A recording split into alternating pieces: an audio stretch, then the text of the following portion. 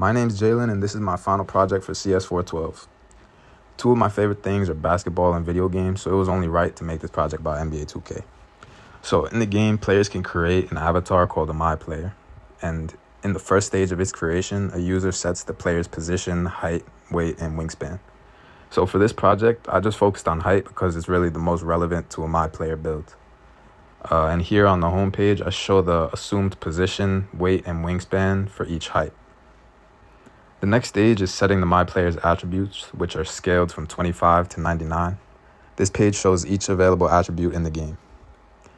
Every MyPlayer has different caps on their attributes depending on their physicals. For example, if a MyPlayer is 5'9", they can only upgrade to a 59 offensive rebound. One of the most important things about a MyPlayer is the badges. Here we see every badge available in the game. And when we click a badge, we see a description of what the badge does, and below are the badge's levels and requirements. Every badge has 5 levels: bronze, silver, gold, Hall of Fame, and legend. Here we see that the close shot attribute determines the level of the Paint Prodigy badge. Also, we can see that this badge requires a MyPlayer to be in the height range of 6'3" to 7'3". Some badges have multiple attribute options, like Aerial Wizard, which only needs one of these 3 attributes. Other badges might require multiple attributes, like Physical Finisher, which needs both strength and driving layup. A badge could even require one attribute but have options for the second. We can use this filter to see what badges are available for a specific height or which badges accept a specific attribute. The true purpose of this project was to allow someone to plan their MyPlayer build by choosing the badges they want first, as opposed to the game where they begin with attributes. To do this, we'll click on New Build, where we can enter the name and height of our build. Next, we're shown every badge in the game, but if you remember, some badges have height requirements. So if we click on a badge like Challenger, it shows none. Also, since every height has different caps on their attributes, some badges like Aerial Wizard show that silver is the highest level that the build can reach. Let's choose Paint Prodigy on the max level. Now we see the build's updated information.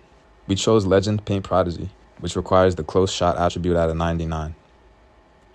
In 2K, when you upgrade an attribute, other attributes might increase as a result. In this graph, we see that maxing out close shot results in other attributes increasing. We also see the badges that were unlocked as a result of the dependent attributes increasing. From here, we have the option to add more badges or finish the build. The view of the build is similar to the last view, but now we see the time it was created and also have the option to delete or edit. When we click back to all builds, we see a list of each build we created with the option to delete or edit any. This list can also be seen by clicking builds up here.